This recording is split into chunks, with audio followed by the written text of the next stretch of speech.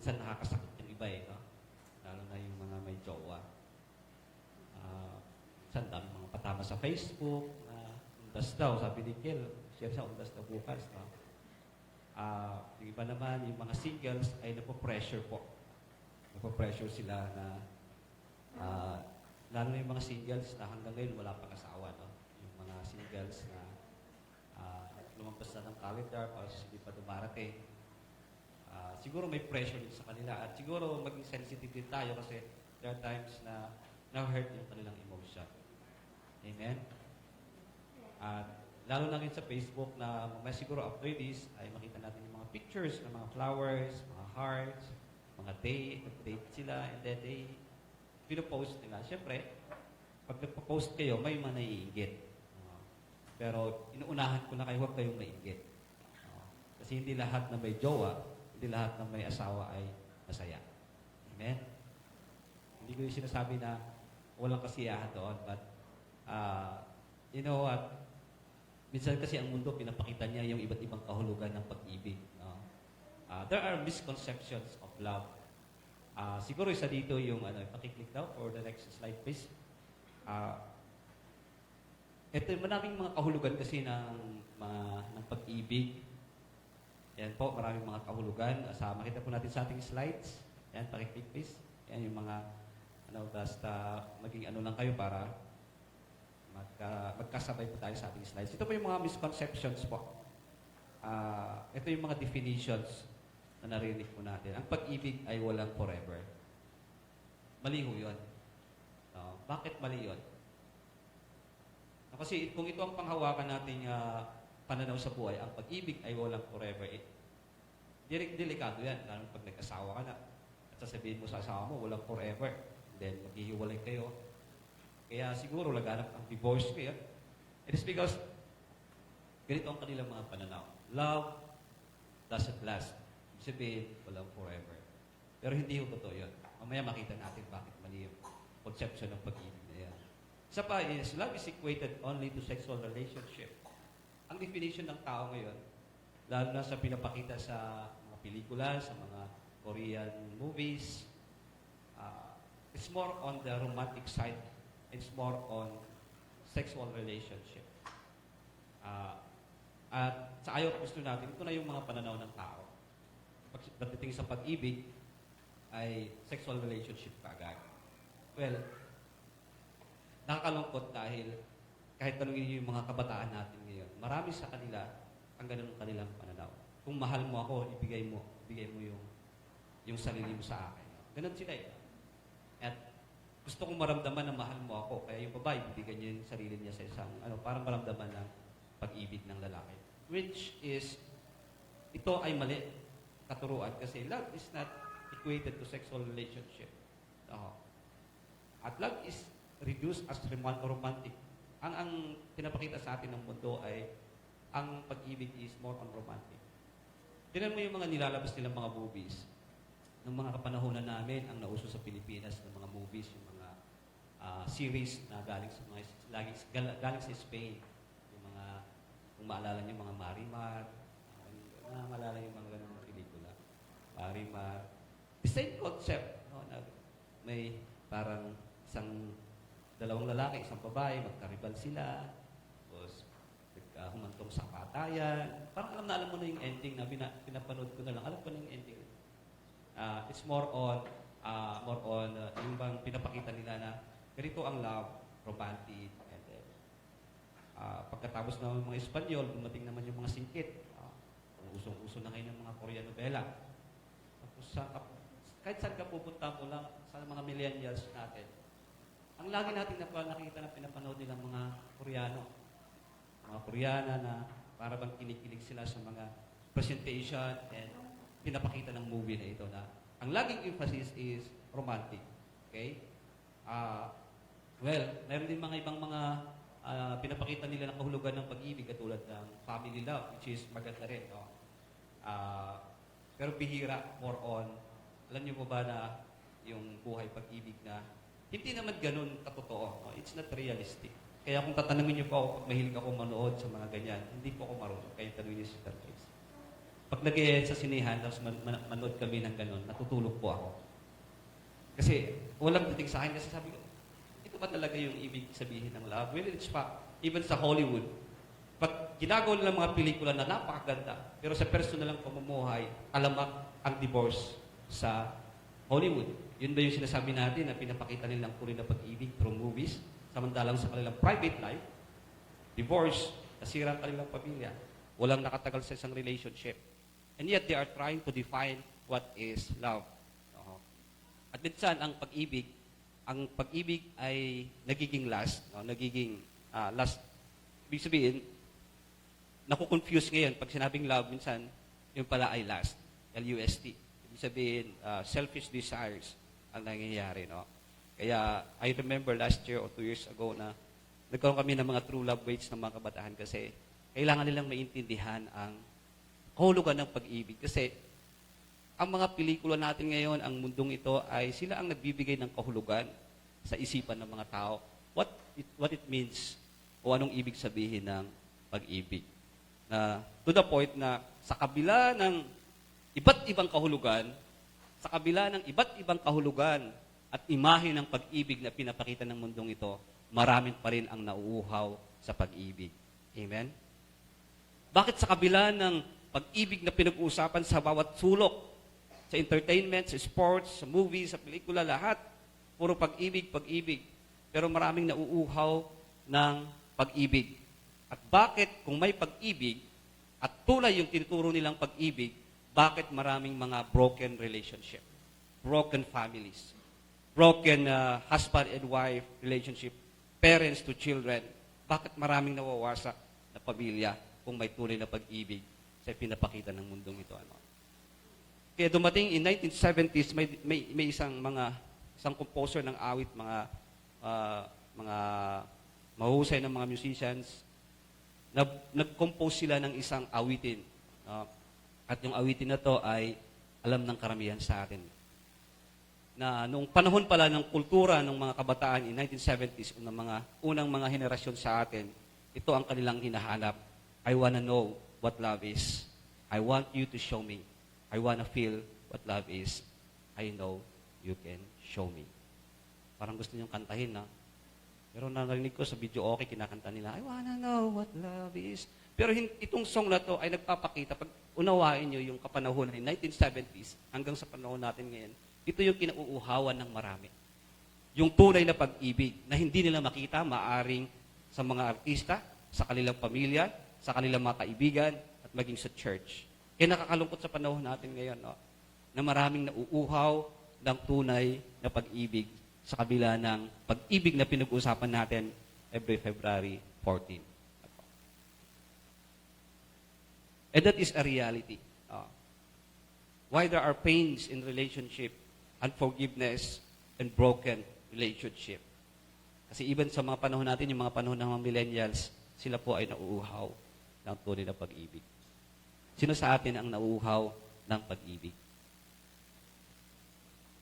Taas ang kamay. At kaway. Si Kuya Noli nagkakaway.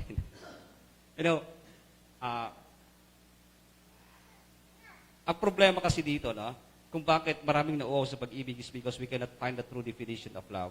Hindi po natin natatpuan at nasusumpungan ang tunay na kahulugan ng pag-ibig na hindi kayang ibigay ng mundong ito. Kasi dito sa Bible, sa New Testament, we can see yung definition at different kinds of love na binabanggit dito. Una is ito, eros love. Ito kasi ang lagi nating nakikita at gustong maranasan. Pag sinabing eros love, yung erotic love, na yung binabanggit natin kanina is a boy and a girl or a man and a woman. It's more on sexual love, sabi dito. Kasi sa New Testament, nagagamit to. Ginagamit ng mga Greek people. Sa atin kasi, pag ginamit natin yung love, parang generalized. I love my dog, I love my wife, I love my things, I love my car. Lahat ginagamit natin generally. Pero pagdating sa Bible, sa New Testament, especially the Greek people, may 4 na klase ng pag-ibig. At makita natin dito na kung alin tayo dito, o alin yung kahulugan ng karamihang mga tao dito. No? What is love for other people? No? Ito, yung eros. May tinatawag nilang erotic love. Pangalawa is yung phileo love, nang ibig sabihin, brotherly or sisterly love. Kunyari, merong yung pagmamahalan ng magkaibigan, pagmamahalan ng magtropa, etc. No? It's either boy and girl or boys to boys, girl to girls. Yung brotherly love, ang tawag dyan ay phileo love, which is ginamit din sa New Testament. Yung pangatlong uri ng pag-ibig ay yung storge. Nang ibig sabihin, it's more on family love, children and parents. Kaya, family is love. Pero ang tinutukoy nyo ay hindi yung tinutukoy yung eros love, kasi sa mag-asawa yon, pwede yung sa mag-jowa. Pag sinabing family is love, hindi nyo tinutukoy yung phileo love, which is brotherly, at pwede rin mangyari naman sa isang pamilya. Pero ang tinutukoy nyo yung storge love, which is parents and children love. Pero there is the highest form of love, which is the agape. Ito yung hindi nabibigyan ng pansin ng mga tao. More ang pinag-uusapan dito, ang pinagbibigyan ng pansin is yung eros, yung phileo, yung storge. Pero pagdating sa agape love, which is the love of God, ay nasa-set aside ito. Kaya dumarating sa generation ng mga tao, generation natin na we hunger for love. At yung hinahanap natin ay hindi yung eros, hindi kayang ibigay ng eros love, pwedeng hindi kayang ibigay ng phileo love, hindi natin pwedeng ma-experience in a brotherly love, hindi natin pwedeng ma-experience sa storge love, pero ang hinahanap pala natin ay yung pag-ibig ng Diyos. Amen? Kaya dumarating sa point ng isang buhay ng isang tao na they are searching and seeking for love. At hindi nila nakikita kasi at hindi nila natagpuan dahil iba ang kahulugan, ibang pag-ibig ang kanilang nasusumpungan. Pero tingnan niyo to, pag nasumpungan natin ang agape love, ang pag-ibig ng Diyos, iba ang kanyang pag-ibig kaysa sa pag-ibig ng tao. Amen? There's always the difference of the love of God, the phileo love, the brotherly love, or the eros love. Kasi alam natin that God is love and He is the source of love. Amen? Alam niyo, dumating ako sa point ng buhay ko na hindi ko makita yung ma-experience yung love sa aking pamilya. At minsan may mga kabataan lumalapit sa iyo na parang hindi ako mahal ng aking parents. No? And I have been there also. Nagugulat na lang ako, bakit parang lumalaki ako na parang kulang ako sa pag-ibig. Tapos, nag-try din akong nagkaroon ng girlfriend kasi alam ko kung baka yung girlfriend ko ang magbibigay sa akin ng pag-ibig na hinahanap ko. Sorry, pero alam na naman ni Sister Grace yun. Kaya hindi ko nabanggitin siguro, pero alam niya na yun, no? Na normal naman sa isang kabataan na biibig, crush. Dumating sa point ng buhay ko na nakatagpo naman ako na akala ko siya na. Yung bang, alam niyo yung parang naranasan naman yung siguro yung umibig, no? Manhit po tayo kung hindi tayo umibig, no? Siyempre, una sa mga teenage life natin and then at the age of 20s, yung bang naghahanap tayo. Nakala ko yung maging girlfriend ko ang magbibigay sa akin yung hinahanap kong love, pero hindi ko nasumpungan doon. I hungered for love for how many years? Pero salamat sa ating Panginoon Diyos kasi hindi ko natagpuan sa eros love, sa phileo love, sa storge love, but I found that love in the love of God. Amen? Kasi alam niyo po, kung ang focus lang ng mga tao ngayon ay, lalo na ngayong February 14, ay makadate, maging jowa, at nade-depress sila dahil sila ay walang i-date, wala silang boyfriend, at titingnan nila yung oras, yung araw, sabi nila, tapos lumagpas na ako sa calendar, matatanda na ako at wala akong maging jowa. That is not the problem. Kasi alam niyo po, na ang pag-ibig ay pwede naman nating maranasan sa bawat araw. Araw, hindi lang sa usaping sexual love or storge love or phileo love. You know, ang pag-ibig ng Diyos ay naranasan natin sa bawat araw. Amen? Next slide, please. Makita natin yan na kaninang umaga paggising natin, wag na kayo mag-isip kung meron kang, alam niyo ba yun yung parang hinahanap natin, ano yung na-expect natin. Minsan sa mag-asawa, na-expect na baka may bibigay kayo ng aking asawa na flower ngayon. Di ba ganun yan? O, ano kayang pwedeng surprise? Or sa mga kabataan naman ay nadidepress, na-stress, or nalulungkot dahil wala silang jowa. Naiingit sila sa mga Facebook friends nila na meron silang mga i-date. So, naghahanap sila in the wrong place, in the wrong kind of love. Pero alam niyo po, every day, you can experience yung agape love, yung tunay na pag-ibig. Just like yung nangyayari sa ating kapaligiran ngayon. When you become sensitive, when you become aware na ang pag-ibig ng Diyos, the agape love, is displayed in creation. Okay? At iyon ang hindi napapansin ng karamihan sa atin. Nakapokus tayo sa maling kahulugan ng pag-ibig at inahanap natin yon na gusto nating maranasan. At nakakaligtaan natin na sa bawat araw, pag tumingin ka lang sa nilikha ng Diyos, maramdaman mo na ngayon na mahal ka ng Panginoon. Amen? Amen ba? Hindi ba kayo natutuwa sabi ng Diyos na pinapaarawan ko ang masama at mabuti. Ganun ang pag-ibig ng Diyos. At we are thankful at naranasan natin ang pag-ibig ng Diyos kasi nasikatan ka ng araw ngayon. Amen? Marami ngayon ang hindi na nasikatan ng araw. Bakit? Patay na sila. Pero, tingnan mo sarili mo, no? Kanina, or every time na kumakain po ako, inisip ko lagi yung, minsan hindi naisip ng mga tao yun, pag kunya nag-ulam ka ng isda. I made the practice in my mind na lagi ganito, para ma-realize ko at maranasan ko at ma-sense ko yung love ng God in His creation, yung isda, habang kinakain ko, iniisip ko saan galing. Saan ba galing yung isda? Saan galing? Yan sa talipapa. Of course, talipapa, binili mo sa talipapa, no? O sa dagat. At every time na iniisip ko yun, it stirs in my mind yung Genesis chapter 1, sabi ko na, who created the fish? God. Nilikha ng Diyos ang isda. At kung may kasamang kangkong, iniisip ko din yon. Saan galing yung kangkong? Of course, sa talipapa, no? 5 pesos, 10 pesos. Pero isipin mo na, in the beginning, sabi sa Genesis chapter 1, sinong gumawa ng kangkong? Si God. Hindi ba't habang sinusubo mo yun, nararanasan mo yung pag-ibig ng Diyos na ipinakita niya sa kanyang creation. Amen? Sa Psalms chapter 104, kung meron kayong time na basahin, nung nilikha ng Diyos ang langit at lupa, gumawa na siya ng isang sistema. Tinan mo yung kangkong, paano nabubuhay ang kangkong at sino ang nagbibigay buhay sa kanya. Nung nilikha ng Diyos ang kangkong, ganito yan. Siyempre, nag-start yan sa seed. Ginawa ng Diyos yan, di ba?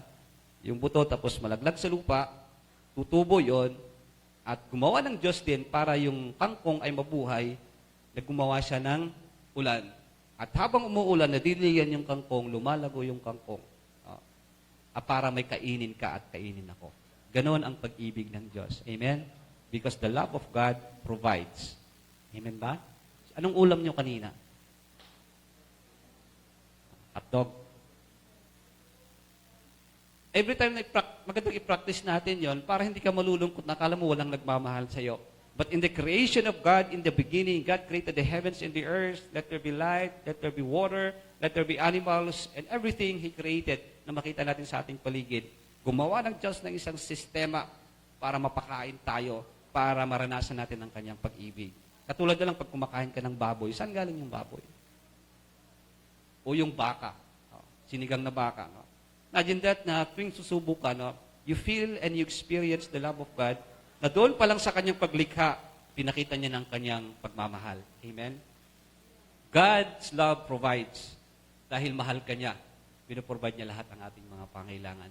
Gumawa siya ng sistema na nag-ooperate para hindi magkulang at hindi magutom ang kanyang nilikha katulad natin. Pinapasikatan tayo ng araw, ikaw man ay masama at mabuti, nakakaranas pa rin ng pag-ibig ng Diyos. Amen? Yung magnanakaw ngayon, o yung nang hold upper kagabi, hindi ba't nagising siya kanina at nasikatan ng araw? Thank God na pag tumingin ka sa araw, nasisikatan ka ng araw, that is a display and a demonstration of God's in His creation, of God in His creation, that He loves us. Amen? Pangalawa, gusto makita niyo na sa Genesis chapter 1 verse 27, ipinakita din ng Diyos ang kanyang pagmamahal doon sa atin. So sa creation pa lang, yung paglikha niya sa atin, paglikha ng langit at lupa, ang tuloy yung pag-ibig ng Diyos, hindi lang nakasulat sa Genesis chapter 1, pero ramdam natin. Anong sabi niya? Sa Genesis chapter 1 verse 27, so God created mankind in His own image, in the image of God He created them, male and female He created them. Doon pa lang makita natin na mahal ka ng Diyos. Dahil nilikha niya ng kawangis ka. Amen? Kaya hindi ako naniniwala sa katuruan ni Charles Darwin na galing po tayo sa unggoy. Hindi po tayo galing sa hayop. There is always the difference. There is a great and deep distinction and difference ng tao at hayop. Amen? Yung aso naming si Chino, hindi ko tinuturing na tao yon. Pero kinakausap ko. No. May nakita kang mga karakteristik. Tinatawag mo, matalino si Chino. Tapos pag umiiyak sa pag umaalis, parang tao din. Ginagamitan mo ng parang tao. Kasi nakikitaan natin na yung asong ito, yung tutang ito, parang may similarity. Pero hindi natin sila katulad. Iba tayong nilikha ng Diyos. Kawangis tayo ng Diyos nang ibig sabihin, ikaw at ako ay mahalaga sa paningin ng Diyos. Amen? Ikaw ay special, unique, at kakaiba. Masigit tayong mas mahalaga sa mga hayop, sa lahat ng kanyang nilikha. Kaya ang tao sa atin, we are the apex of God's creation, na sa lahat ng kanyang nilikha, ikaw ang kanyang kalarawan, na ibig sabihin, ikaw ay napakahalaga. Amen? Kaya huwag kang magdamdam at magramdam, walang nagmamahal sa akin. Isipin mo na lang yung sarili mo. Iba't ibang sizes, iba't ibang kulay. Sa atin may payat, may mataba, patangkad, maputi, pango ang ilong, pandak ang ilong, mga ganon, etc., etc. We are created different. Pero alam niyo po, isa lang ang pinanggalingan natin, ang sabi ng Diyos, you are created in the image of God. Kaya there's always the difference. Pag namatay ang hayop at namatay ang tao, of course, pag namatay yung hayop, iiyak ka din, lalo yung mga dog lovers, pag namatay yung aso mo. Pero there's always the difference. Pag namatay si pastor, alam nga na mas iiyakan mo yung aso kaysa kay pastor. Pag namatay ang isang tao, may masasense ka na malalim na lungkot, o may pinatay na isang tao dyan sa kalsada, yung tinapon doon, mayroon tayong naramdaman na awa, galit, kasi sabi natin, yan ay nilikha ng Diyos, hindi parang hayop na pinapatay, sila ay mahalaga dahil sila ay imahe ng Diyos. Kaya anuman yung pinagtatampo natin, lagi nating tandaan, no, hindi ka pinabayaan ng Diyos. Tingnan mo yung sarili mo, you are created in the image of God. Amen? Kaya kung anong kulay natin, tinatanggap natin. Right? Kasi hindi ibig sabihin na yung mga Amerikano mas puti, mas mahal sila ng Diyos. Hindi ho. Hindi nyo ba alam na black is beautiful? Brown is beautiful. White is beautiful. And we are created beautiful in the sight of God dahil mahal niya tayo. And we are so much special to Him. Kaya nga binibigyan tayo lagi ng blessing and provision dahil mahal ka niya. Amen? Amen po ba? Binigyan ka ng intellect, binigyan ka ng isang physical na aura or image. It is because He loves you. So sa creation pa lang, mahal tayo ng ating Panginoon. Pero look at this, yung nakakalungkot na kwento. Alam niyo ba yung nangyari sa Genesis chapter 3? Nagrebelde ang tao sa pag-ibig ng Diyos. Sila ay nagkasala sa Diyos. At alam niyo, ang gusto kong makita niyo po dito, na para malaman natin na mahal tayo ng Diyos. Nang nilikha tayo ng Diyos, binigyan tayo ng freedom to choose. Ang pag-ibig kasi, hindi yan pangungontrol. Love is not controlling. Sa mga magulang, hindi natin kinukontrol ang ating anak at hindi tayo nagdi-decide para sa kanila. O maaaring hindi ang tao ang nagkukontrol sa atin. Dahil ang Diyos mismo nagbigay ng kalayaan. Anong sabi niya? Kayo ay magtitira dyan sa Garden of Eden, magbubungkal kayo, pero may isang utos. Huwag kainin yung ng bunga ng kalaman at mabuti. And that is the choice of man. Binibigyan tayo ng kalayaan. At yung kalayaan natin is to disobey and to obey God. He allowed us na gawin mo kung gusto mo, pero lagi mong tandaan may consequence. Ganun ang pag-ibig ko. Minsan, gusto natin ang mga tao ay mapasunod natin sa kagustuhan natin. Pero ang tuloy na pag-ibig, hayaan mo sila. Hindi ibig sabihin na wala kang pakailan. But let them be free in their choices. Pero warn them. Sabi mo, anak, pag gagawin mo yan, alam mo ang consequence. Alam mo yung pupuntahan. Pero yung paghahawakan natin sila sa leeg, kunyari yung asawang lalaki, hahawakan niya yung leeg ng kanyang asawa at papaikutin. O yung babae, asawang babae, papaikutin niya ang kanyang asawa. O ikaw ang ulo, sabi ng babae, pero ako yung leeg. Na kung anong gusto ko, mapapasunod kita. We do not control human beings. There is always the freedom to choose. Pero let us also be known, let us know na may consequences, katulad ng ginawa kay Adan at kay Eva. Kaya nung nagkasala po sila, anong nangyari? They rebel against the love of God. Sabi ng God, malaya kayo, pero there is a choice. There is a rule. Anong ginawa nila? Nagkasala sila sa Diyos. They go against the love of God. At nung sila ay nagkasala sa Diyos, anong nangyari? They were cut off from the very source of love. Kaya mapapansin nyo ngayon na hindi tayo marunong magmahal ng tunay na pagmamahal, katulad ng pagmamahal ng Diyos sa atin. Why? Dahil sa kasalanan. We are cut off.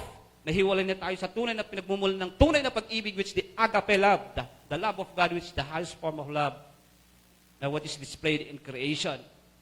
Kaya ngayon, hindi tayo marunong magmahal. Bakit may naghihiwalay na mag-asawa? Bakit may divorce? Bakit may problema ng awayan? Bakit may digmaan, may hatred, may anger, may unforgiveness? Because man no longer knew how to love his neighbor and love his brother and sisters. Anong kasalanan in Genesis chapter 4? Pinatay ni Cain si Abel. Yung makikita na wala na yung pag-ibig. There is murder, there is killing. Because man is lost and he was cut off from the very source of love, which is or who is God. Amen? Pag hiwalay tayo sa Diyos, hindi tayo marunong magmahal. Ang alam lang natin, eros love. We cannot love. No? Lagi nating tandaan, we cannot love without God because God is love. Amen? Amen ba? Bakit may patayan? Bakit may hatred? Bakit magkapitbahay? Sabi ng Lord, love your neighbor, hindi mo kayang mahalin yung neighbor mo. There's something wrong in us, and that is we don't know how to love kasi wala na yung Diyos sa ating buhay. Pero look at this is the great news. Kung ang Diyos ipinakita niya ang kanyang pagmamahal sa kanyang nilikha, pinakita niya rin ang kanyang pagmamahal sa pamagitan ni Kristo Jesus. God displayed His love in this cross. Makita niyo ba yung cross na to? Kung naghahanap tayo ng agape love, yung tunay na pag-ibig, makita natin when we look upon the cross of Christ, makita natin yung tunay na pag-ibig ng Diyos, ang tunay na pag-ibig na hinahanap ng mga tao ngayon. Ipinakita ng Diyos ang kanyang pagmamahal sa kanyang nilikha na nagkasala at nagrebelde sa kanya. Pinakita niya ang kanyang pag-ibig sa mga nilikha niya na lumayo sa kanya at nagrebelde sa kanyang pag-ibig sa pamagitan ng kanyang anak na si Kristo Jesus. Ano sabi sa John 3:16? Kayo na lamang ang pag-ibig ng Diyos na binigay niya ang kanyang bugtong na anak. Ipinakita ng Diyos ang kanyang pag-ibig, yung tinatawag nilang agape love, sa pamagitan ng pagkakaloob niya ng kanyang bugtong na anak. Amen? Sa John 3:16, for God so loved, yung word na so loved, He loved us. Hindi lang tayo kinrate, but He gave us His Son. Binigay niya si Kristo Jesus, and that is love because love is giving. Amen? Amen ba? Love is giving. Ang Diyos mismo, ibinigay niya ang kanyang bugtong na anak selflessly. Kasi kung siya ay Diyos na hindi pag-ibig, maaring hinold niya yung kanyang anak na sabi niya, ayaw kong ibigay yung anak ko. Pero ibinigay niya. At yung anak niya ay hinayaan niyang maipako sa krus. Maipako sa krus para ano? Para tayo ay iligtas sa ating mga kasalanan at pagre-rebelde sa kanyang pag-ibig. Na kasalanan ng mga unang ninuno natin hanggang ngayon ay nagagawa natin. He loved us. He gave His Son. He gave His one and only Son, kaisa-isang anak niya. Ganun ang pag-ibig, yung kaisa-isang meron ka, kaya mong ibigay. Kung tanungin natin yung mga tatay ngayon, kung may kaisa-isa kang anak, kunyari si Ginoli, may kaisa-isang anak. No? Siya lang naman kasi ang tatay na may one and only Son. At tatanungin natin, Ginoli, pwede ba nating isakripisyo yung anak mo? Pangpain natin sa mga NPA. Siguro si Ginoli, maaaring pag-isipan niya ng malalim or pwedeng i-reject niya kaagad. Kasi kaisa-isa hindi niya kayang ibigay. Katulad ni Abraham, nagkaroon siya ng anak, sino si Isaac. Sabi ng Lord, ibigay mo sa akin, sunugin mo, ialay mo sa akin. 3 days na naglakbay si Abraham and he was thinking over and over again. Sabi niya, bakit ginagawa ng Diyos sa akin? Parang ang hirap, napakabigat sa kanyang puso na kaisa-isang anak, na anak nila nung sila ay 70 years old, to 89 years old, o to 90 years old, na kaisa-isang ipinag-pray nila at binigay ng Diyos, yan kukuhanin ng Diyos. Sabi ng Diyos, ibigay mo sa akin. Kasi ganun ang love, na kahit masakit sa iyo, kaya mong ibigay. Amen? Hindi mo siya i-withhold, ibibigay mo siya. Eh, pag mahal mo ang ibang tao, kaya mong ibigay yung nararapat. Na kahit masaktan ka at ikaw ang mawalan, kaya mong ibigay. That is love. Amen? That is the selfless love. Selfless act of God's love. At ano pang makita natin sa At ito pa ang pag-ibig ng Diyos. Nung ibinagkaloob ng kanyang bugtong na anak, sabi niya dito sa Romans 5:8, but God demonstrates His own love for us in us while we were still sinners, Christ died for us. Ipinakita ng Diyos kung anong ibig sabihin ng pag-ibig. Ipinakita niya kung ano ang pag-ibig at tunay na pag-ibig. Kailan? Kailan daw? Kailan niya tayo minahal at pinakita ang kanyang pagmamahal? Kailan po? Nung tayo ay nagkakasala. Hindi nung tayo ay bumait at saka kami minahal. Sa kapanahonan natin, ganito ang turo ng mga tao, magpakabait ka, mamahalin kita. Narinig niyo ba sa buhay niyo yan? Kaya kung yung anak mo pasaway na black sheep of the family, parang siya yung hindi mahal ng magulang. Right? Tama ba? Kasi ang kondisyon ng tao sa ang kanilang kaisipan sa pag-ibig ganito Pastor Gideon, magpakabit ka, bibigyan kita ng ija-jollibee kita pag mabait ka, ganun, di ba? Paano kung si Pastor Gideon hindi mabait, hindi niyo ba ija-jollibee? Pag anak niyo ba hindi mabait, hindi niyo na mamahalin? Pero alam niyo, ang Diyos, ganito ang pag-ibig niya nung sinasaktan natin siya sa bawat araw, doon tayo minahal. Amen? Hindi niya sinabi, magpakabait muna kayo, taga Sidupay Church. Hindi niya sinabi, mga tao, magpakabait kayo kasi wala naman siyang makitang mabuti sa atin. Alam niya na nagkakasala tayo sa bawat araw. Pero that was the moment that He demonstrated His love, na niyakap niya tayo kahit nasasaktan siya to the point na pati ang mga tao, pinatay ang kanyang anak. Imagine that, the hands that created men, the hand that created the universe, the hands that created men and women. Ito pang mga taong nilikha ang nagpako sa kamay ng Diyos na siyang gumawa sa kanila. And that is the amazing love of God. Nakamanghamanghang pag-ibig ng Diyos na kahit anong ginawa ng tao, minahal niya pa rin ang tao at nung panahon na tayo nagkakasala. Masarap mapakinggan sa buhay natin. Kung ikaw yung taong pagod na sa expectation ng mga tao, na hindi mo na kayang magpakabait para mahalin ka ng mga tao. Di ba ganun yan? Minsan, dumating tayo sa point na parang walang nagmamahal sa akin. Bakit? Ang daming mga standard sa buhay. Ang daming pinapagawa sa akin. Kaya minsan, there are people who are nagre-rebelde sila at napofrustrate sa kanila kasi yung pinapagawa natin na nila kaya. Give them space. Give them, ipakita mo sa kanila na, anak, o ikaw, kapatid sa Panginoon, na kahit nagbibigay ka ng stress at sakit sa ulo ko, sa panahon na ginaganyan mo ako, mahal pa rin kita. Amen? Sabihin mo nga sa iyong katabi, sa panahon na sinasaktan mo ako, no? Sa panahon na naging pasaway ka, no? Ang hirap yung ganong pag-ibig, no? Pero yun, gusto kasing ipakita ng Diyos, ito ang kahulugan ng tunay na pag-ibig. Not only erotic love, not only phileo love, not only romantic love, but there is love higher than that, and that is the love na kaya mong ibigay lahat at ipakita yung pagmamahal kahit ikaw ay nasasaktan, na kahit ang isinusukli nila sa iyo ay sakit sa ulo, at tinutusok ka sa likod, at tinutusok ka sa puso mo, sinasaksak ka sa likod, pero you still love them. Even they are your enemies. Kaya nasabi ng Panginoon, love your enemy. Amen? Kasi ang Panginoon, while we were the enemy of God, He loved us and He died for us. Amen? At sa ating text ngayon, 1 John 3:16, click. Sabi niya, ano sabi niya? Ito yung gustong-gusto kong verse. Pagtanungin niyo, Pastor, ano bang kahulugan ng pag-ibig? Huwag kayong mag-alala kasi sinagot na ng Diyos yan. This is how we know what love is. Yung sabi ng awit, I wanna know what love is. Sinagot ng 1 John 3:16 at sa John 3:16. Anong sabi niya? Dito natin malalaman kung anong ibig sabihin ng pag-ibig. Anong ibig sabihin ng pag-ibig? Jesus Christ laid down His life for us. That is love. Yung inihandog niya yung buhay niya sa atin. Selflessly. Hindi siya nag-reserve para sa kanyang sarili. All out. Imagine that, na ipako siya sa krus dahil mahal ka niya.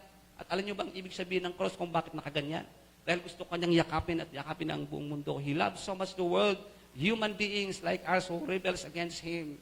At He laid down His life, namatay siya para sa atin. That is the agape love na hindi naiintindihan ng mundo ngayon. Amen? Amen ba? At sa 1 John chapter 4, verse 9, itinuloy niya pa. And verse 10, ano pa ba ang ibig sabihin ng pag-ibig? Ang kulit ni sa 1 John chapter 3, chapter 4, hindi lang iisa. Hindi lang pangalawa. Kundi ang focus talaga dito. Gusto kong maintindihan nyo na ganito ang ibig sabihin ng pag-ibig. Not erotic love, not phileo love, not storge love only. But this is the love. This is how God showed His love among us. Paano pinakita ng Diyos? Sa verse 9, ang kanyang pag-ibig sa atin. He sent His one and only Son into the world that we might live through Him. At inulit niya ulit sa verse 10, this is love, not that we love God, but He loved us and sent His Son as an atoning sacrifice for our sins. That is love. Amen? Amen ba? Ibinigay, inihandog, namatay para sa atin. Kaya kung mahal mo ang isang tao, handa kang mamatay para sa kanya at ibigay ang kanyang buhay. Wow. Amen ba? Amen ba? And that is love. Because love is not selfish. It is selfless. More of others than less of me. Kaya dito, pinakita natin sa 1 John 4 verse 9 and 1 John 3:16. What is love? I want to know what love is. Jesus Christ laid down His life for us. God sent His Son, His only Son, para tayo ay iligtas. What a wonderful and amazing definition of love. At yun ang dapat kauhawan ng mga tao. At maaaring yun ang kinauhawan mo. Kaya minsan, alam nyo ba na yung mga kulang ng pagmamahal, sila yung mga taong meaningless ang buhay. Malungkot. Totoo yun eh. Sinasabi ko, kinukwento ko sa iyo kanina na dumating talaga ako sa point, no? I have been there na, kaya pag makita nyo siguro mga 15 years ago ang itsura ko, dahil patapon ang buhay ko, wala akong halaga. I don't know bakit dumating ako sa punto na gano'n. Ang buhay ko noon I'm a drinker, professional drinker. Araw-araw lasing ako at unti-unti kong pinapatay yung sarili ko kasi wala namang nagmamahal sa akin.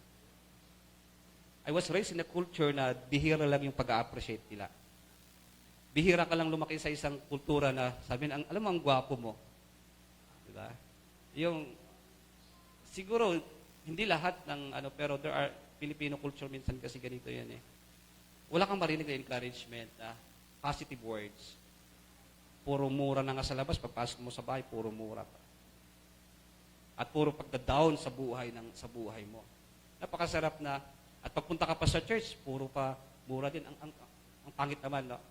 Kaya maraming mga ganong sitwasyon na pagpunta sa church, doon lang naririnig, no? Ang gwapo mo naman, Pastor Gideon. Yung ganun ba, yung parang early in the morning, may nag-appreciate sa'yo. Ang bait mo naman, preach. Di ba yung sarap mapakinggan? Ang galing mo namang mag-gitara. Sometimes you cannot hear that in the family.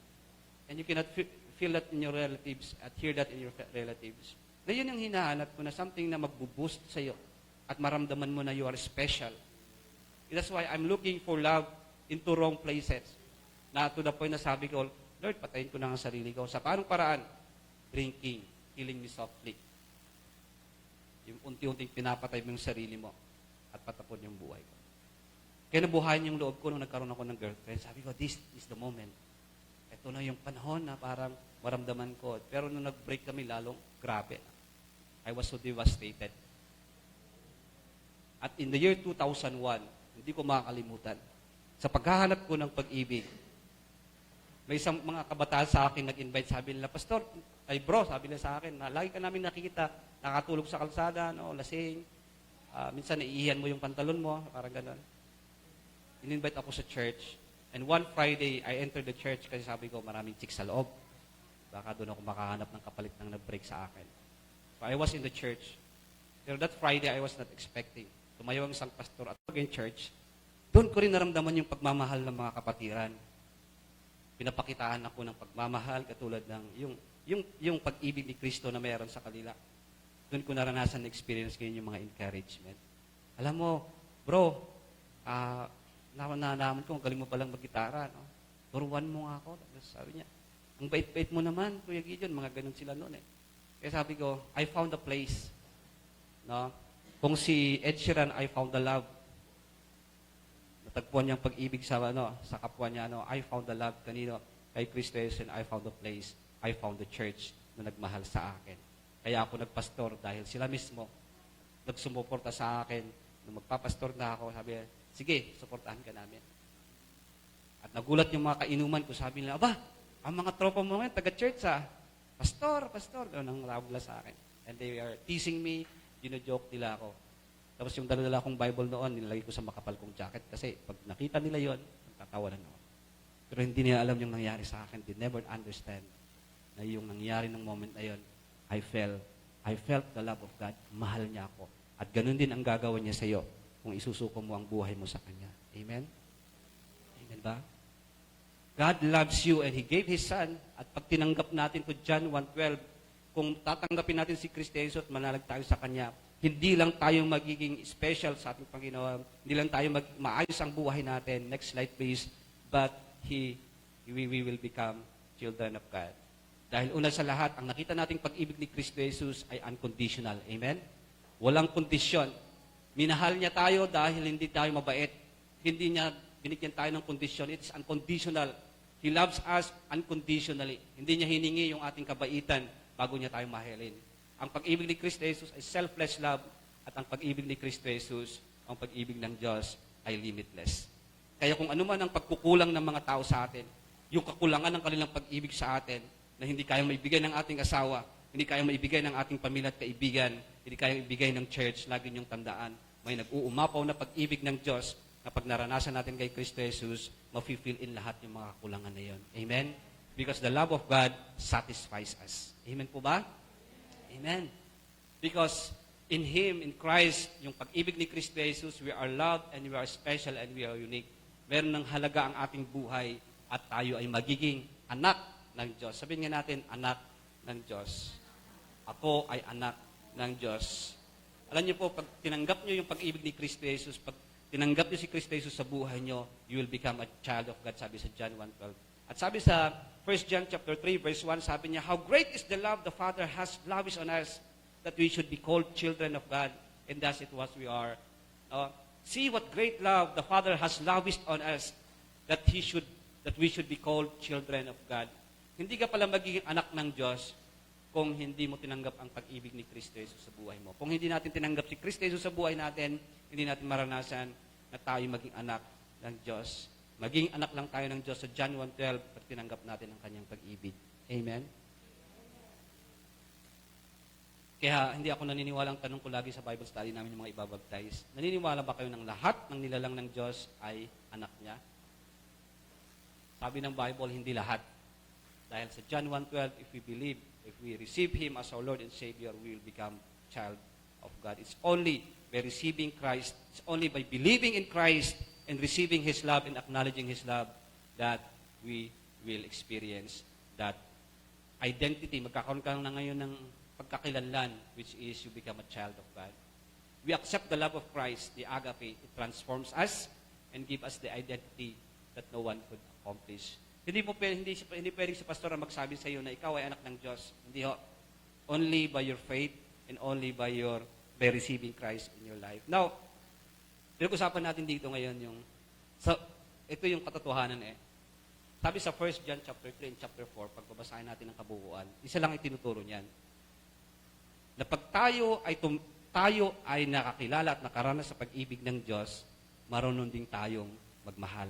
Amen? Yung susi pala, para matuto tayong magmahal ng tama at iparanas yung tamang pagmamahal sa iba,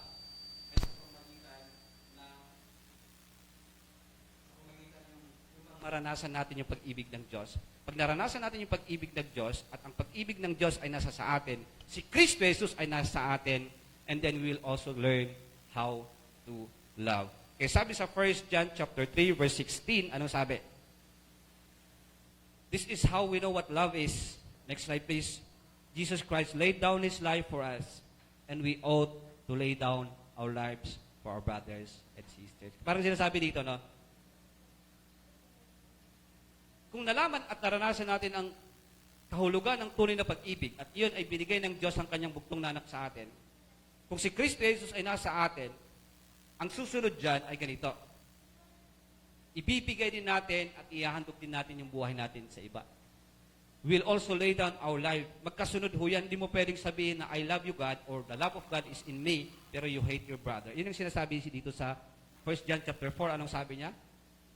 Sa verse 19, we love because He first loved us. If anyone says, I love God, yet hates his brother, he is a liar. No? Grabe, matindi, masakit magsalita siya, no? Sinasabi niya, pag sinasabi mong I love God, o sinasabi mong Christian ka, o anak ka ng Diyos, but you hate your brother, sinasabi niya, sinungaling ka. Kasi, ang sinasabi dito, yung mga nakaranas ng pag-ibig ni Kristo Jesus, magbubunga ito sa buhay nila. They will also know how to love others katulad ng pagmamahal ng Diyos sa kanila. Amen? Look again at the verse. Ang ganda yung sabi ng verse, na back to the verse. Ano sabi ng verse? Ito daw ang pag-ibig. Jesus Christ laid down His life for us. Kaya tayo din ay ihandog natin ang buhay natin sa ating mga kapatid sa Panginoon. Amen? Ang linaw. Kaya hindi mo pwedeng sabihin, sinasabi sa 1 John chapter 4, hindi mo pwedeng sabihin na anak ako ng Diyos. Tapos hindi naman tayo marunong magmahal. Kasi yung mga anak ng Diyos ay silang mga nakaranas ng pag-ibig ng ating Panginoon. Tingnan nga natin yung gustong sabihin dito. Ano bang katangian ng isang anak ng Diyos? Okay? Na nakaranas sa pag-ibig ng ating Panginoon. Please click on sa next slide natin. Ang sinasabi sa 1 John 3 chapter 16 is that we have to love our brothers unselfishly like Christ did. Amen? Mahalin natin ang ating mga kapatid sa Panginoon katulad ng pagmamahal ng Diyos sa atin. Katulad ng ginawa niyang pagmamahal unselfishly. Anong inihalimbawa dito? Sa verse 17, kung ituloy natin, sabi niya, if anyone has material possessions and sees his brother in need but has no pity on him, how can the love of God be in him? Sinasabi mo na ikaw ay anak ng Diyos, ikaw ay nakaranas ng pag-ibig ni Kristo Jesus. Ngayon, pag yun ang kiniklaim mo na ikaw ay anak ng Diyos, ikaw ay nakaranas sa pag-ibig ni Kristo Jesus. Sabi niya, pero pag may nakita kang kapatid mo na alam mo na walang-wala siya, at hindi ka naawa sa kanya, paano mo sasabihin na may pag-ibig ng Diyos sa puso mo? Yun ang sabi niya dito. Kasi ang sinasabi dito, na mahalin din natin ang ibang tao katulad ng pagmamahal ni Kristo Jesus sa atin. Unselfishly. Okay? Ang hirap ng ganun, di ba? Yung, kumbaga, ang meron lang na lang sa'yo is budget mo para this week, tapos may nakita kang kapatid sa Panginoon na naghihirap. Hindi man siya nangungutang, pero naghihirap. At dahil naranasan mo ang pag-ibig ni Kristo Jesus and you want to help him or her, gusto mong tulungan, gusto mong bigyan ng mga material na bagay para matugunan ng kanyang pangailangan. Tapos, pag ibibigay mo, ikaw ang mawawalan. Kaya ba natin yan? Kaya ba nating ibigay, i-share? Pero ganun ang sinasabi niya, yung parang nakita mo na wala ito, walang-wala siya, pero alam mo na walang-wala siya at alam mo Ben, maaring sabi mo sa sarili mo, gusto ko siyang tulungan at meron ka naman, pero hindi mo siya tinulungan, wala yung pagmamahal Diyos sa atin. Ang bigat. Pero alam niyo po, the problem in Christianity today, ito ang nangyayari. No? At minsan, lumalabas ka na lang sa church, buti pa yung mga hindi Kristiyano, sila ang marunong tumulong. Have you ever experienced that? Minsan yung kaibigan mo na walang kaalam-alam sa Bible, walang kaalam-alam sa pag-ibig ng ating Panginoon, pero grabe sila tumulong. Sila pa yung mga charity works na they will help people, they will sacrifice their time, their talent, and their skills, or their treasure para lang tumulong. Ang sinasabi ng ating Panginoon, tayong nakaranas ng pag-ibig ni Kristo Jesus, tayong kanyang anak, ay tayo dapat nakitaan ng pag-ibig ni Kristo Jesus, katulad ng pag-ibig niya na unselfish. Love others by meeting their needs like Christ. Alam niyo ang ginagawa ng ating Panginoon nung siya ay nagbimisyon? Binigay niya yung pangailangan. Hindi man lahat. Yung mga makita niya ng kailangan, kagalingan. No, nakita niya yung mga tao na walang leader, siya ang naging leader. Yung mga tao uhaw na uhaw sa katuruan, tinuruan, pinagaling, pinakain sila, etc. At to the point na pati sarili niya ibinigay niya para sa katugunan ng ating kaligtasan ng mga tao. Ganon ang pag-ibig. Na kung anuman ang pangailangan ng iba, it's a practical application, anuman yung kanilang pangailangan, kaya mong ibigay. Alam niyo po, minsan napakasarap maging Kristiyano sa probinsya. No? Pag yung mga kukwento mga pastor galing sa probinsya, pag uwi nila may mga bit-bit silang saging, may silang kamote, na I admit them. No? Yung parang mga magkakapitbahay dahil probinsya, nakita nila yung sa kapatid na walang makakain, dadalhin yung isang sakong kamote. Tapos bibigyan ng kamote. Pag walang gulay, bibigyan ng gulay. They know how to share, they know how to meet the needs of the other people. At alam nyo, hindi lang material lang pwede nating ibahagi. Baka isa sa atin nangangailangan ng appreciation ngayong February 14. Amen? Baka isa sa atin nangangailangan lang ng touch. Kasi maraming mga tao na walang touch na naranasan. Di yung touch na hindi mali siya, yung touch na Pwede mong tapikin at sabihin mo, kaya mo yan, kapatid. Baka sa atin nangangailangan ng pansin. Minsan, hindi kayang ibigay lahat ng pastor ang pansin. Minsan, may nagtatampo, sabi nila, bakit hindi ako pinapansin ng pastor? Hindi man lang nagla-like sa Facebook.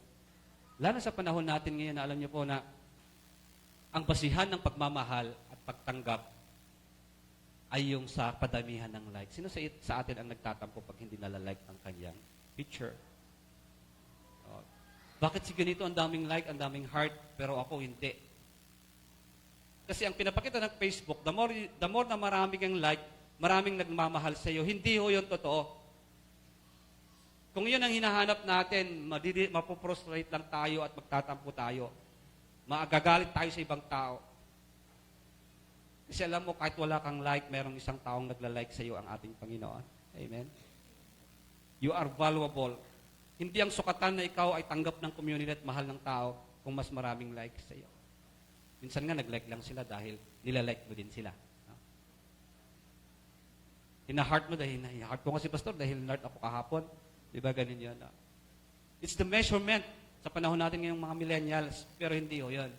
Kaya kaysa naman sa Facebook tayo magla-like, pag nasa church na tayo, sabihin mo na, alam mo, I like your face. O, I like your dress. Kasi may mga tao talagang nauuhaw sa attention. That is their need. Felt needs ang tao doon, emotional needs. Baka kailangan ito na hindi lang material, marami na siyang pera, pero ang kailangan niya ngayon ay pansin, unawa, at encouragement. Pwede naman tayong sinasabi din ng Bible, love others by words. Amen? Amen ba? Kahit yung words lang of encouragement, words lang na katulad yung naranasan ko sa church na pinanggalingan ko na naramdaman ko talaga yung pagmamahal. Yung pagbati ng happy birthday. Alam niyo, first time kong naranasan yung birthday celebration. Saan? Sa church. Hindi pa ako marunong mag-blow ng candle. Kasi pag nagbe-birthday ako, nung ako ay kabataan, puro alak. Yes. Pag ako ay nagbe-birthday, puro, alam mo ba yun yung parang, yun mo lang maranasan na somebody loved you because he greeted you happy birthday at meron pang kasamang cake at sabihin, ito, nag-celebrate po tayo. Sabi ko, Pastor, libre ba lahat yan? Libre lahat yon pa-birthday namin sa iyo. Merong isang nanay dito na nag-attend. Siguro it was 5 years ago. At the age of 40, sinelebrate namin yung birthday niya dito. And as of a sudden, nag-share siya, umiiyak na sabi niya, alam niyo ho, ngayon ko lang naranasan, for 40 years, na ngayon doon niya lang naranasan yung love, na ma-appreciate siya sa kanyang birthday. Kaya sabi ko, iba talaga pag ipinapamuhay natin yung pag-ibig na meron sa atin ng Panginoon, the agape love, na kung paano tayo minahal si Kristo Jesus, mahalin din natin ang iba by meeting their needs. Amen? Amen ba? Malay mo yung isang tao magpapakamatay na because he felt unworthy. Walang nagmamahal sa kanya. He feel ugly. Ang tingin niya sa kanyang sarili, pangit na pangit. Walang nagmamahal. Pero ikaw na taga-church, ikaw na anak ng Diyos, sa isang maliit na ginagawa mo, maliit lang yan, pero malaki sa kanila. Amen? Kaya minsan nagkakasala tayo na parang, pati pala yung pag-response sa Facebook at Messenger, mahalaga sa isang tao. Amen? Pero naman si Pastor, pag hindi kaya minsan, parang binabalik ng mga kabataan sa akin, hindi sila nagre-reply, ha? Sabi ko, pag mag-reply, yung parang bang something na pero, siyempre, kasama yung pangunawa sa bawat isa. No? Kaya I see to it, pag kailangan talaga makita natin yung pangailangan ng Kaya nga, tingnan mo ngayon, katabi mo, sabihin mo, ano bang pangailangan mo, kapatid? May maitutulong ba ako? Huwag lang pera, ha? Next line, please. Ano pa ang gagawin natin bilang anak ng Diyos? Love others by doing good like Christ did. Laging ang tunay na pagmamahal, ang iniisip mo, yung ikabubuti ng isang tao. Amen? Amen ba? Minsan, tinitira niyo mga kapatiran sa Facebook. Tama ba yon? Lahat ng gagawin, pag ginawa ko ba ito, ay may masasaktan. Pag pinost ko to, depende kasi kung intentional, minsan pinapahagingan ka na sa Facebook. Yan yung labanan ngayon eh. Patamaan ko nga si Pastor. Share ako ng And before you do it, tama yung ikabubuti niya ba?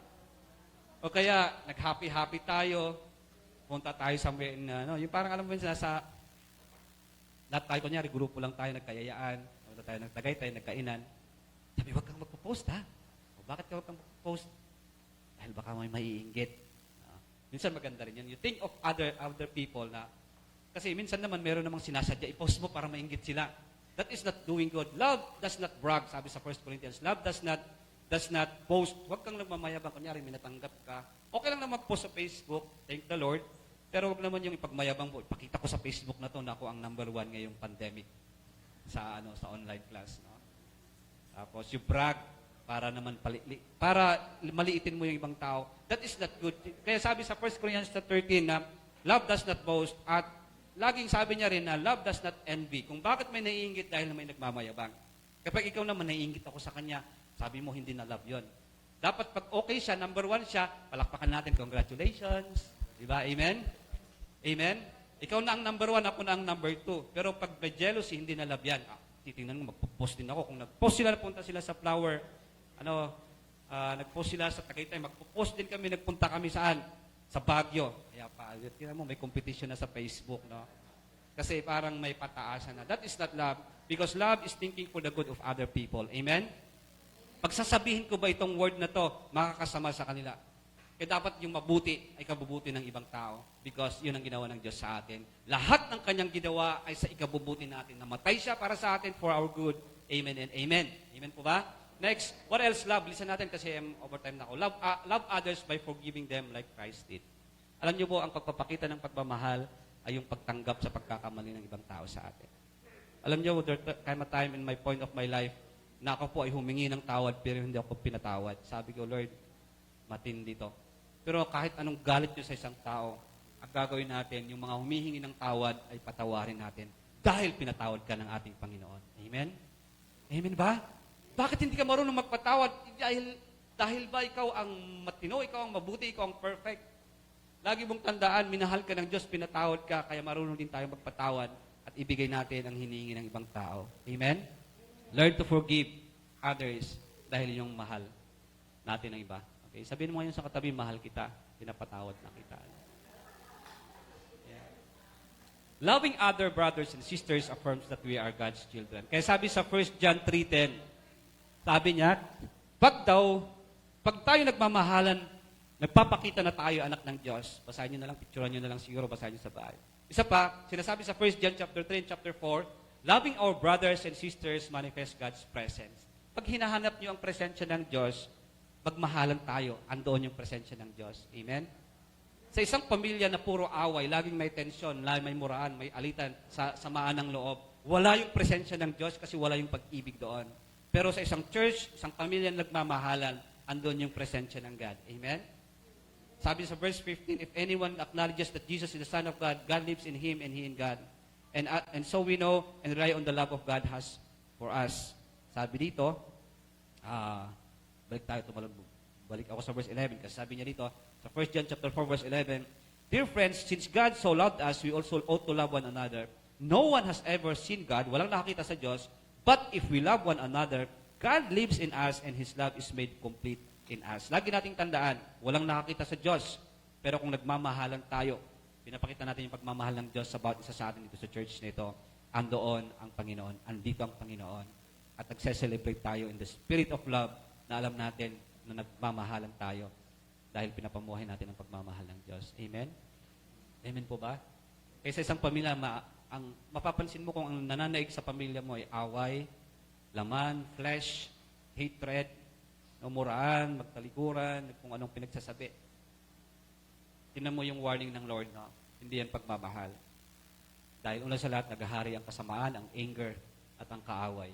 Next and lastly, loving our brothers and sisters cast out fears. Nawawala yung takot natin kung may pagmamahal sa bawat isa sa atin. Amen? Maraming fears sa buhay. Maaring natatakot ka na walang nagmamahal sa iyo. Maaring natatakot ka dahil marami kang pangailangan at wala kang pagkukuhanan. Pero alam niyo po, pag once na pinaparamdam po natin yung pagmamahal ng bawat isa sa atin na naranasan natin kay Kristo Jesus, nawawala yung takot. Amen? At nawawala yung takot natin na maaring tayo paparusahan ng Diyos. Ang nakakatakot yung parusa. Amen? Anong gusto niyong tirahan? Maraming rules? Maraming batas at maraming disiplina? O sa isang titirhan natin na isang lugar, isang relationship na alam natin, oo, may disiplina, pero alam natin na mahal tayo ng taong ito. Hindi ba't nakaka-relax yun? Hindi ba't nakakawala ng takot yun? Amen po ba? Kaya sa February 14 na to, in many ways, we can express our love to our brothers and sisters. Amen? May natanggap kayong envelope kanina o card. Sulatan nyo na yan at ibigay natin sa pwede nating pagbigyan. Kung meron pa kayong pinaplano ngayon, pwede nyo i-date yung asawa nyo, pwede nyo ipakita. And actually, ang pag-ibig naman ay hindi lang February 14. Kinokorek lang natin yung ibig sabihin ng love. Love is not only erotic, it's not storge or phileo. Kung naghahari ang pag-ibig ng Diyos sa atin at sa ating pamilya at sa church na ito, we are living the agape love. He laid down His life for us, and we also to lay down our life to our brothers and sisters. Amen? Let us pray together. Lord, patawarin niyo po kami kung hindi kami marunong magmahal. Patawarin niyo po kami sa aming pagkukulang, sa aming pamilya, sa aming kapwa. Patawarin niyo po ako kung mayroong pagkukulang sa aming mga kapatid sa Panginoon. Patawarin kami, Lord, kung kami o Diyos ay hindi naging mapagmahal. Patawarin mo kami, Lord, kung may mga taong hindi kami napapatawa dahil naghahari sa amin unforgiveness. Help us, Lord, to live up the love na ipinaranas mo sa amin. And let this church, Lord God, ay mapuspos ng iyong pag-ibig. Sa mga kapatid ko po na nandito ngayon, Lord, tulungan niyo po sila. Yung mga nawalan ng pag-asa, feel nila ay hindi sila worthy, hindi sila karapat-dapat. Feel nila ay walang silbi ang kanilang buhay. At o ang pananaw nila sa kanilang sarili ay hindi sila maganda, hindi sila maayos, hindi sila matino. Lord, iparanas mo po, Panginoon, yung pag-ibig mo. Kung bakit kaya pumarito dito sa lupa ay dahil mahal mo po sila. Reach them out right now, Panginoon, at yakapin mo sila ng iyong power of your love. At paring sa amin, Panginoon, Lord God, na minsan maraming naghahanap sa amin ng tunay na pag-ibig. Nawa sa maliit namin ginagawa, mga kabutihan, mga sinasabi, mga bagay-bagay, ay nawa ay makapagbigay tulong o makapagbigay encouragement sa bawat isa. At nawa rin ay dito sa church na to ay maramdaman namin ang malakristong pag-ibigan na kung sino naghihirap ay kaya namin bigyan, Panginoon. Lord, help us to love those who do not love us, Panginoon. At tulungan mo kaming mahalin yung walang kayang ibigay at balik sa amin. Dahil ganun ang pag-ibig mo, Panginoon. Ang pag-ibig mo ay ibinigay mo na hindi mo na-expect na ibabalik namin. You love us unselfishly. Hindi ka nag-expect in return. Kaya gawin nawa ang maghari sa aming mga puso. We'll continue to love you, Lord God, and love each other. Dahil ikaw nga ang Diyos ng pag-ibig. At marapat ng iyong mga anak ay maging marunong ding umibig. At sila ay may katangian ng pag-ibig, Lord God. Lord, thank you so much for this beautiful morning as we celebrate this traditional Hearts Day. We may remember always na you are greater than February 14. You are greater than this tradition, Panginoon, dahil ang pag-ibig mo ay hindi kita ng lahat. Ang pag-ibig mo ay mas mataas sa langit, mas malawak pa sa dagat. Ang pag-ibig mo ay mas malalim pa sa lupa. Your love is higher than the heavens and wider than the seas. Kaya alam po namin, Lord, na yung mga hindi nakakaranas ng pag-ibig right now, we pray, Panginoon, patuloy mong mayakapin sila ay paranas. Pakita mo, ikaw ang anak ng Diyos, ikaw ay namatay para sa kanila. Gusto mo sila na yakapin at iparanas sa iyong pagmamahal. Salamat po. Ito ang aming samod na langin sa pangalan ng Jesus Christ, ang aming tagapagligtas. Amen.